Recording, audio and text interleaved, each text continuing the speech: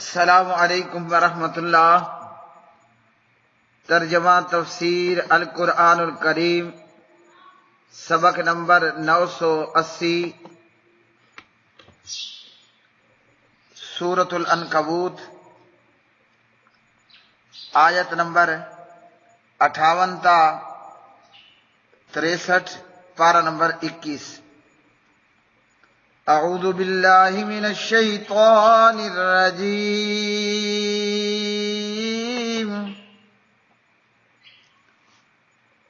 والذین آمنوا وعملوا الصالحات لنبوئنہم من الجنة غرفا تجری من تحتها الانہار خالدین فیہا نعم اجر العاملین الذین صبروا وعلى ربهم يتوکلون وكأي من دابة لا تحمل رزقها الله يرزقها وإياكم وهو السميع العليم وَلَئِن سَأَلْتَهُمْ مَنْ خَلَقَ السَّمَاوَاتِ وَالْأَرْضَ وَسَخَّرَ الشَّمْسَ وَالْقَمَرَ لَيَقُولُنَّ اللَّهُ فَأَنَّى يُؤْفَكُونَ اللَّهُ يَبْسُطُ الرِّزْقَ لِمَن يَشَاءُ مِنْ عِبَادِهِ وَيَقْدِرُ لَهُ ان اللہ بكل شیء علیم ولئن سألتهم من نزل من السماء ماء فأحيا به الأرض من بعد موتها ليقولن الله قل الحمد لله بل اکثرهم لا یعقلون۔ اور جو لوگ ایمان لائے اور انہوں نے نیک کام کیے، ہم انہیں ضرور ہی جنت کے اونچے گھروں میں جگہ دیں گے جن کے نیچے سے نہریں بہتی ہیں، ہمیشہ ان میں رہنے والے ہیں۔ یہ ان عمل کرنے والوں کا اچھا بدلہ ہے جنہوں نے صبر کیا اور اپنے رب ہی پر بھروسہ رکھتے ہیں۔ اور کتنے ہی چلنے والے ہیں جو اپنا رزق نہیں اٹھاتے، اللہ انہیں رزق دیتا ہے اور تمہیں بھی، اور وہی سب کچھ سننے والا، سب کچھ جاننے والا ہے۔ اور یقیناً اگر تو ان سے پوچھے کہ کس نے آسمانوں اور زمین کو پیدا کیا اور سورج اور چاند کو مسخر کیا، تو ضرور ہی کہیں گے کہ اللہ نے، پھر کہاں بہکائے جا رہے ہیں۔ اللہ رزق فراخ کرتا ہے اپنے بندوں میں سے جس کے لیے چاہے اور اس کے لیے تنگ کر دیتا ہے۔ بے شک اللہ ہر چیز کو خوب جاننے والا ہے۔ اور یقیناً اگر تو ان سے پوچھے کہ کس نے آسمان سے پانی اتارا پھر اس کے ساتھ زمین کو اس کے مرنے کے بعد زندہ کر دیا، تو ضرور ہی کہیں گے کہ اللہ نے۔ کہہ دیجئے سب تعریف اللہ کے لیے ہے، بلکہ ان کے اکثر نہیں سمجھتے۔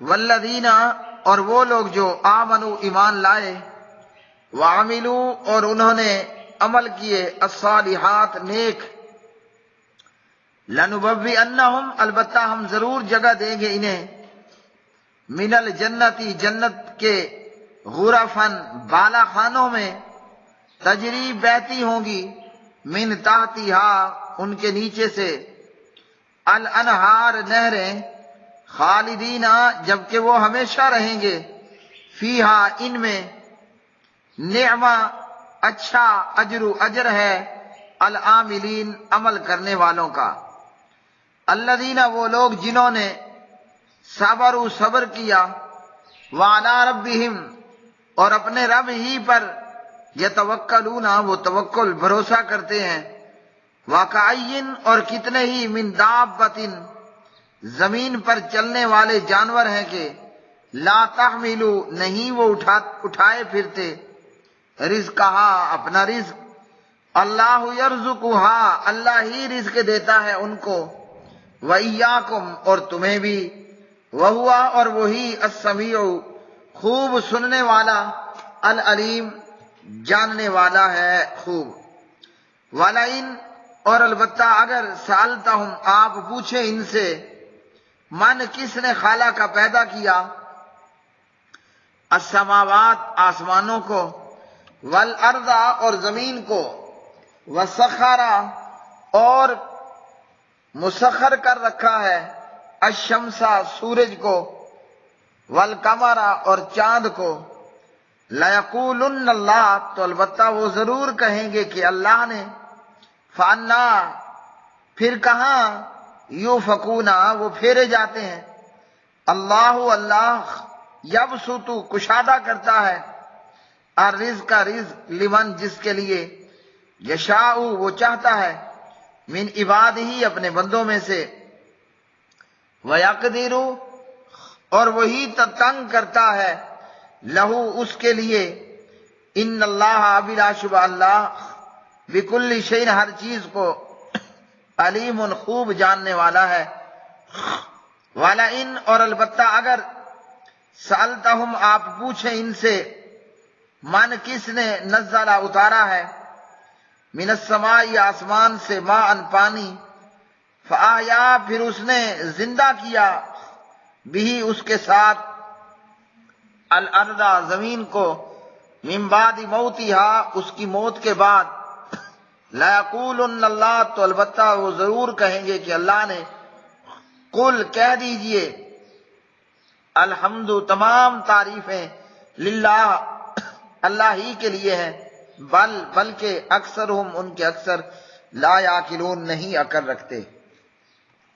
پیارے بھائیوں اور میری بہنوں، سورۃ العنکبوت پارہ نمبر 21 میں سے آج کے سبق کی آیات بینات، پہلے کی آیات میں کفر کرنے والے کافروں اور کفار کے متعلق بات ہوئی، کافروں کے بد انجام اور برے انجام اور کافروں کے عذاب کے متعلق بات ہوئی۔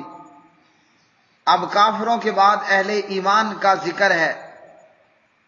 اللہ سبحانہ و تعالیٰ کی یہ سنت ہے، جنت کی بات تو پھر جہنم کی بات، کافروں کی بات تو پھر مومنوں کی بات، ناکام اور نامراد ہونے والوں کی بات تو پھر کامیاب اور کامران ہونے والوں کی بات۔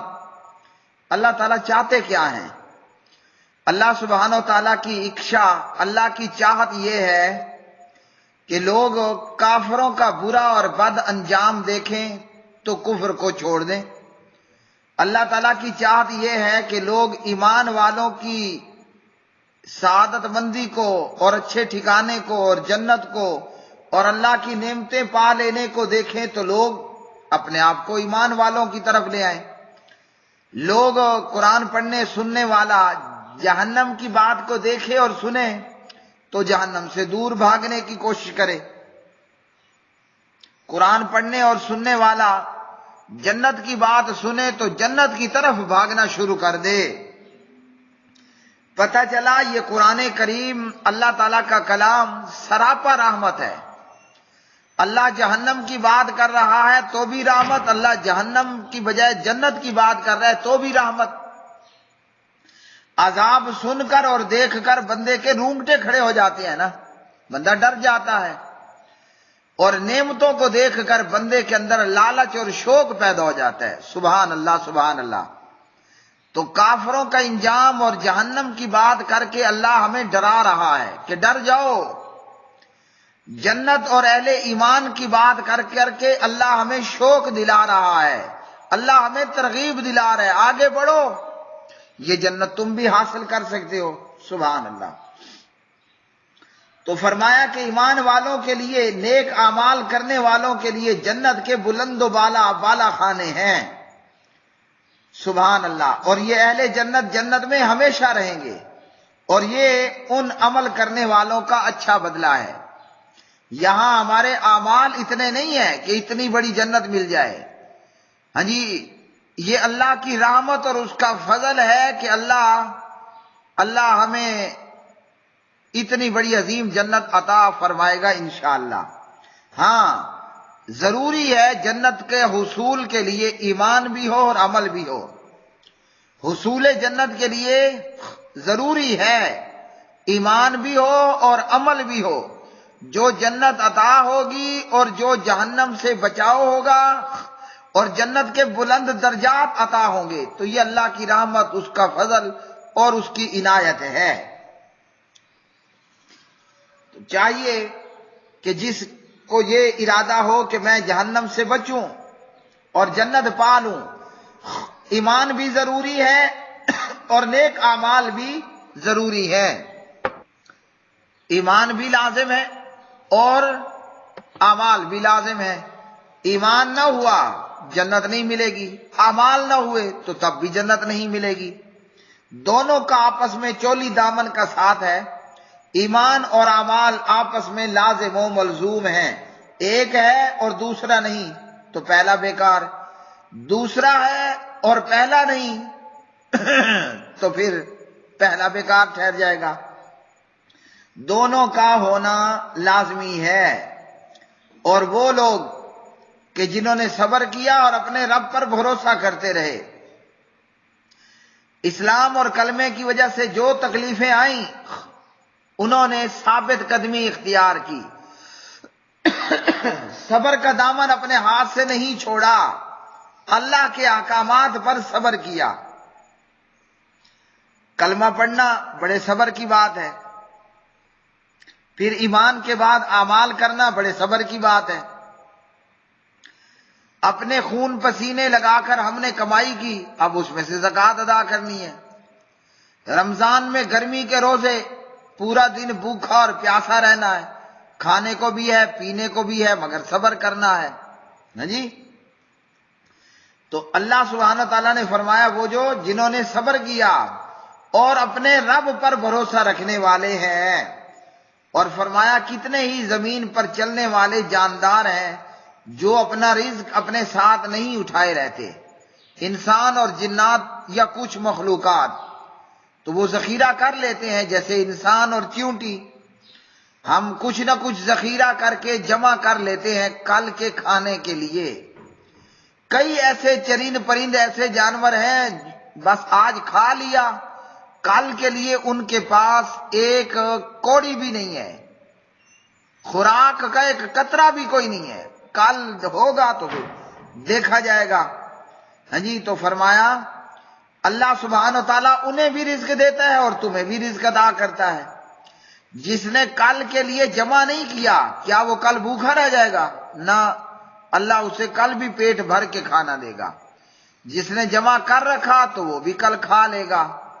تو اللہ پر بھروسہ اور توکل ہونا چاہیے کہ میرے رب نے آج مجھے کھلایا ہے نا تو میرا پروردگار کل بھی مجھے کھلائے گا. اچھا، پروردگار کیوں کھلائے گا؟ اس لیے کہ ہم خالق کی مخلوق ہیں اور ہماری روزی روٹی کھانا پینا وہ ہمارے خالق پر ہے. وَمَا مِن دَابَّةٍ فِي الْأَرْضِ إِلَّا عَلَى اللَّهِ رِزْقُهَا. ہاں جی، مخلوق کا رزق کس پر ہے، کس کے ذمہ ہے؟ خالق ہی کے ذمہ ہے. اسی نے پیدا کیا، وہی اسی کا کام ہے وہ ہمیں رزق عطا کرے.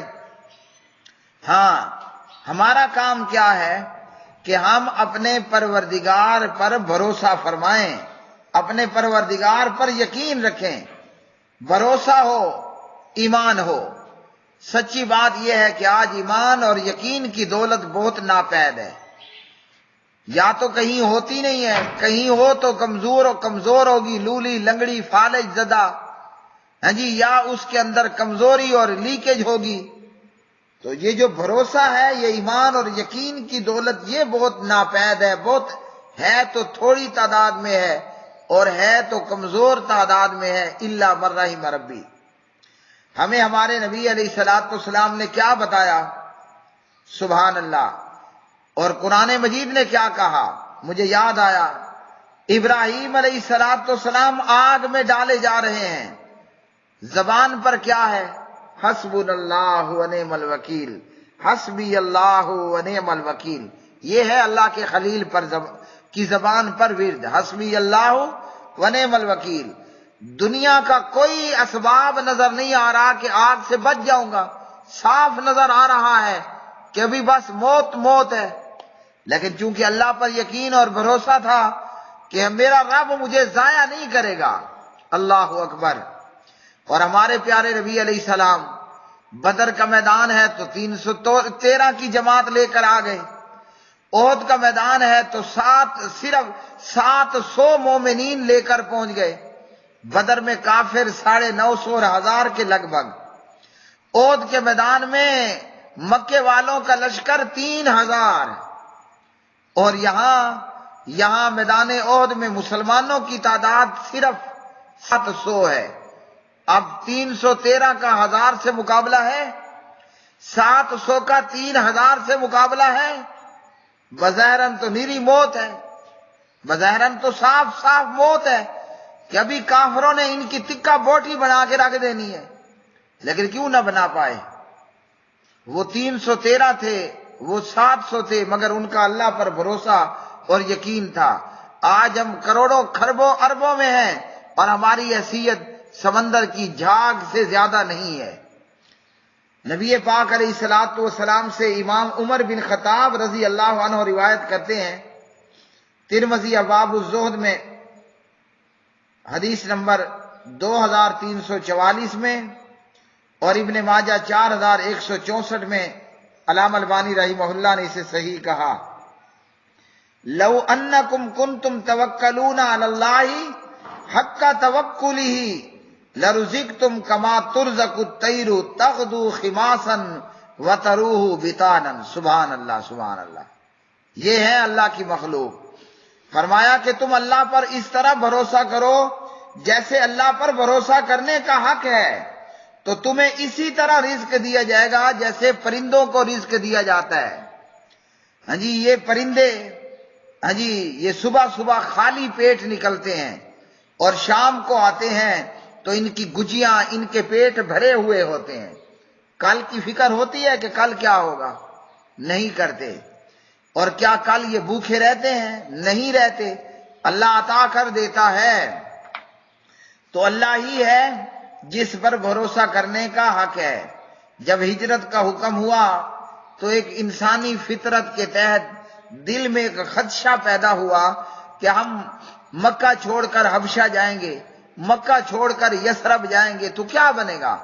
یا ہمارا سونا چاندی ہے، زمیندارہ ہے، گائیاں ہیں جی، اونٹ بکریاں ہیں، یا ہماری دکان ہے، چلتا ہوا کاروبار ہے، جی پردیس میں گئے تو پردیس میں کیا بنے گا؟ اللہ نے فرمایا کہ پردیس ہو یا دیس ہو، رزق دینا تو اللہ کا کام ہے، رزق دینا تو اللہ کا کام ہے نا، تو دیس ہو یا پردیس، ایمان کا تقاضا ہے کہ اللہ پر بھروسہ کرو۔ اور سبحان اللہ، حضرات صحابہ کرام رضوان اللہ تعالی علیہ مجمعین نے کمال درجے کا ابراہیمی بھروسہ کر کے دکھایا۔ اللہ اکبر، اللہ اکبر۔ کافروں کی بات آئی کہ جنہوں نے اللہ کے ماں سوا بتوں کو معبود بنا رکھا تھا، تو فرمایا ان کافروں سے ذرا پوچھے نا کہ آسمان اور زمین کا پیدا کرنے والا کون؟ سورج اور چاند کو مسخر کس نے کیا ہے؟ ہاں جی، ان کافروں سے ذرا پوچھیں کہ آسمان سے پانی کس نے اتارا؟ مردہ زمین کو اس کی موت کے بعد زندہ کس نے کیا؟ تو یہ کافر ضرور جواب دیں گے کہ یہ کام تو اللہ ہی کرتا ہے۔ جب اللہ ہی کرتا ہے تو تم کیا کر رہے ہو؟ کہاں بہکائے جا رہے ہو؟ ہاں جی، جب یہ سارے کام اللہ ہی کرتا ہے تو تم کیا کر رہے ہو لات منات اور بتوں کی پوجا کر کے؟ خالق اللہ ہے تو مخلوق پر فرض ہے کہ عبادت اسی خالق کی کرے۔ جب یہ بت، یہ مورتیاں، یہ قبریں، یہ مردے، یہ خالق نہیں ہیں، آسمان کو پیدا اور زمین کو پیدا کرنے والے نہیں، چاند اور سورج کو مسخر کرنے والے نہیں، اور وہ اللہ ہے تو عبادت بھی تو اسی کی کرو۔ اللہ سبحانہ و تعالیٰ جس کا چاہتا ہے رزق کشادہ کر دیتا ہے، اور جس کا چاہتا ہے اللہ رزق تنگ کر دیتا ہے۔ ہاں، اللہ کسی کا رزق بند نہیں کرتا۔ کبھی تھوڑا دے گا کبھی زیادہ دے گا، کسی کو کم کسی کو زیادہ، جس کی جتنی اوقات ہے نا اس کو اللہ اتنا ہی دیتا ہے۔ اللہ ہی جانتا ہے کہ کس کو مالدار رکھنا ہے اور کس کو جو ہے وہ تنگ دار رکھنا ہے، کس کو مالدار کس کو تنگ دار، لیکن اللہ بند نہیں کرتا کسی کا بھی رزق۔ تو جب یہ کام اللہ ہی کا ہے تو مردوں اور بتوں سے مانگنا کیوں؟ تو مانگو بھی اللہ ہی سے۔